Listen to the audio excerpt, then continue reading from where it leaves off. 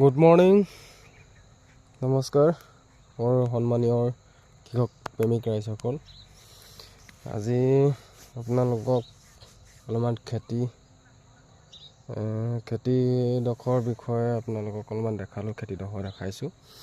আৰু ইয়াৰ ৰাতিপুৱাই আপোনালোকক মই কোমোৰা বাৰীলৈ আহিলোঁ। আৰু এতিয়া শীতকালীন মানে এটা মই পৰীক্ষামূলকভাৱে মানে কোমোৰা খেতিটো কৰিছোঁ। আৰু ইয়াত দেখিছেনে, মৰ্ণিঙতে ইয়াত নিহৰ পানী পৰিয়ে আছে, দেখিছে নিহৰ পানী পৰি আছে। আৰু মই ইয়াত মানে ৰাসায়নিক একো সাৰ দিয়া নাই, অকল গোবৰ আৰু ছাগলী গু দিয়া হৈছে। আৰু ইয়াৰ কোমোৰাৰ কলি আহিবলৈ ধৰিছে, এইবিলাক বাজি ফুলবিলাক আহিবলৈ ধৰিছে। আৰু তাৰমানে পৰীক্ষামূলকভাৱে খেতিটো কৰিছোঁ, বেছি কৰা নাই অলপমান। আৰু এয়া দেখিছে আপোনালোকে।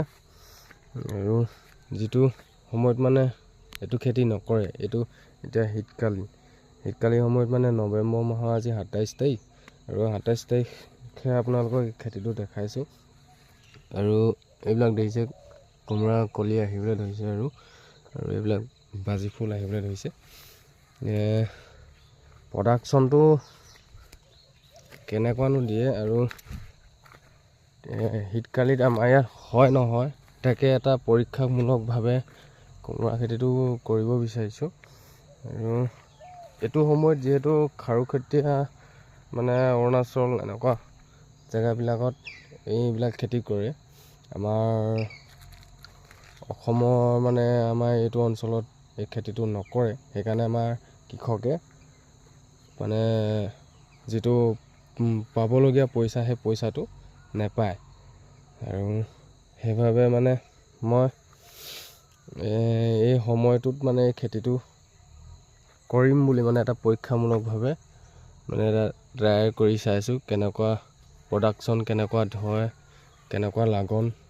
আৰু এয়া দেখিছেনে, তেওঁ হেন্দালি পাইছেগৈ, আৰু হেন্দালি ওপৰত উঠিছেগৈ। এয়া দেখিছে, আৰু সেইবিলাক এনেকৈ। আৰু ইয়াৰ তলত আৰু এটা বেলেগ খেতি দিম বুলি ভাবিছোঁ।